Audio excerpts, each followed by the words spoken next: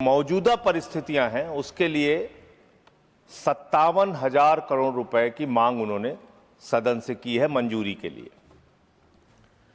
मान्यवर, अभी जब नेता सदन बोल रहे थे तो उन्होंने कहा कि ये जो संकट है, विपत्ति का काल है, इस काल में विपक्ष हमारा साथ नहीं दे रहा है।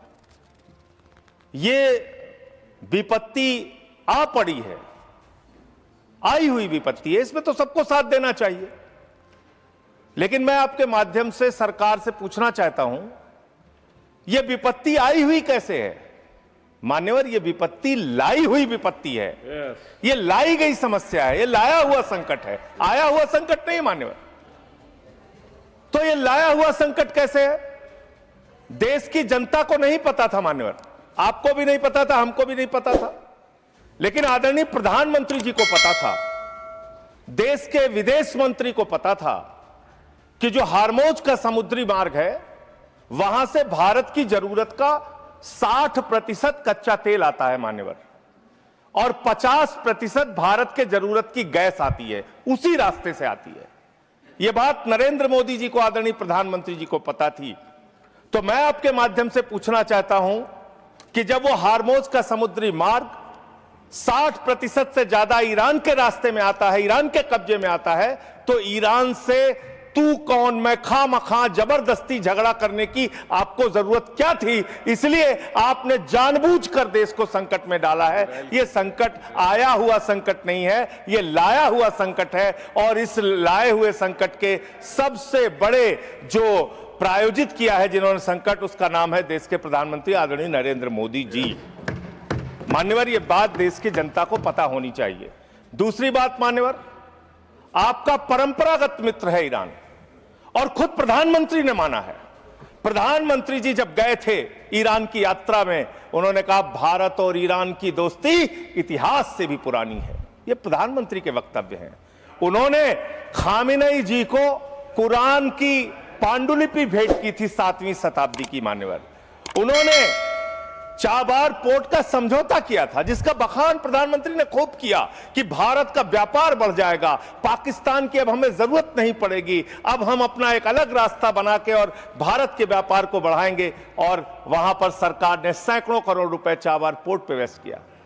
2019 तक भारत को ईरान से सस्ता तेल मिलता था, रुपए में तेल मिलता था, गैस मिलती थी, हमारा मित्रतापूर्ण संबंध था उनसे। लेकिन भारत के प्रधानमंत्री खामेनेई की मौत पे खामोश रहते हैं। 160 स्कूली बच्चे मार दिए जाते हैं, खामोश रहते हैं। और इतना ही नहीं मान्यवर, ईरानी नौसेना को हमने अपने युद्धाभ्यास में बुलाया, और जब वो नौसेना का जहाज वापस जा रहा था, 100 नौसैनिक मार दिए गए ईरान के, अमेरिका के द्वारा। प्रधानमंत्री खामोश। हमारे मेहमान मारे गए, एक शोक संवेदना के शब्द हमने नहीं बोले। तो ये संकट भारत के ऊपर आपने लाया है, ये आया हुआ संकट नहीं है, मैं फिर से स्पष्ट करना चाहता हूं। दूसरी बात मान्यवर, दूसरी बात, आपने जो तेल और जो ऐसे समय में 60 रुपए घरेलू गैस का दाम और 115 रुपए कमर्शियल सिलेंडर का दाम आपने बढ़ाने का काम किया। तो पूरे देश में एक हाहाकार की स्थिति है। इसको नियंत्रित करने के लिए झूठ बोलने के बजाय सच्चाई को स्वीकार कीजिए।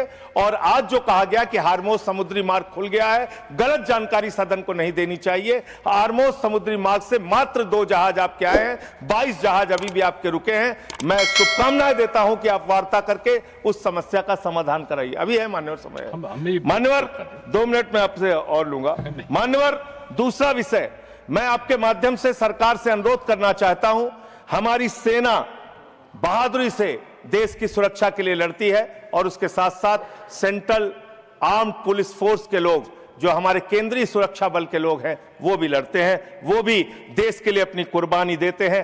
पुलवामा में 40 जवानों ने अपनी शहादत दी मान्यवर, पुलवामा में 40 जवानों ने अपनी शहादत दी। और जो उनका काडर सिस्टम है, यूपीएससी के थ्रू उनकी भर्ती होती है। मैं बस 1 मिनट आपसे लूंगा, बस आधा मिनट, वो खत्म करूंगा, 1 मिनट में खत्म करूंगा सर। मान्यवर, जो यूपीएससी के थ्रू उनकी भर्ती होती है, उसके बावजूद उनके प्रमोशन में उनके साथ नाइंसाफी की जाती है। सुप्रीम कोर्ट तक से वो जीत चुके हैं, लेकिन बार बार उनके साथ नाइंसाफी हो रही है। और 1 मिनट में अपनी बात कह के खत्म करूंगा सर।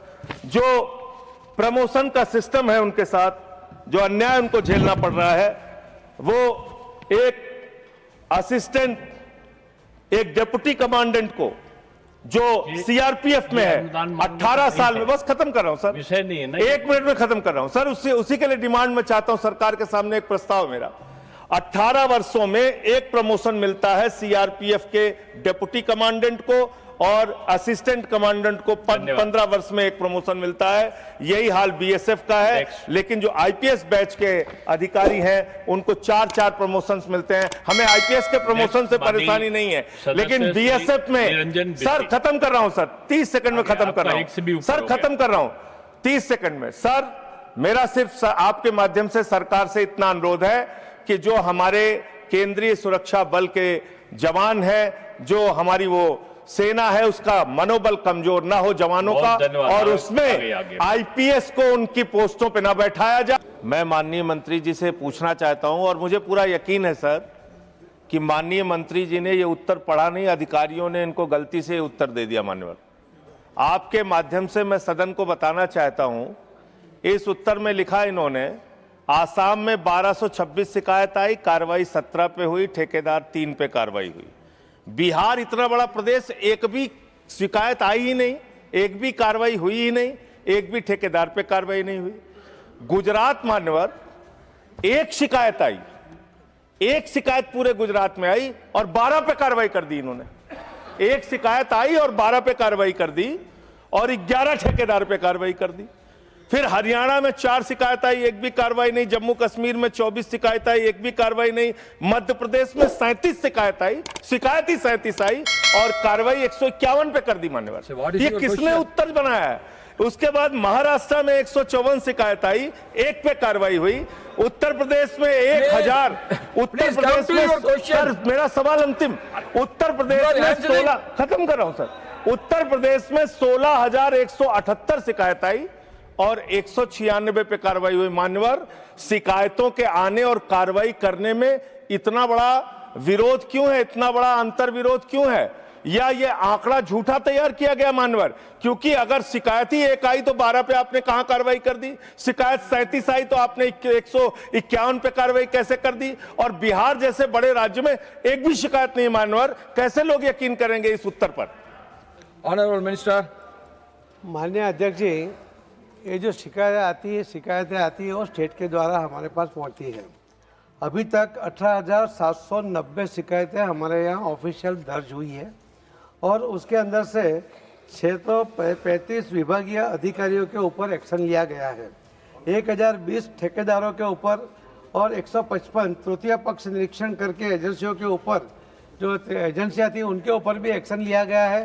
पहली बार ये थर्ड पार्टी इंस्पेक्शन करने वाली जो कंपनियां हैं उन्होंने ठीक से अपना काम नहीं किया, उसको ब्लैकलिस्ट भी किया गया, उनके ऊपर एक्शन भी लिया है, और उनका रिकवरी का काम भी चालू है।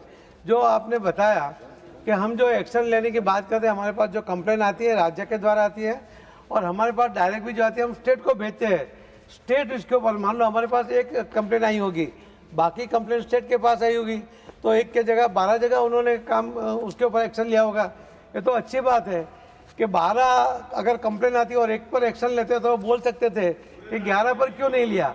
यहाँ तो एक कंप्लेन आई और 12 जो बाकी उनके पास आई होगी स्टेट के पास, तो उनके ऊपर भी एक्शन ली गई।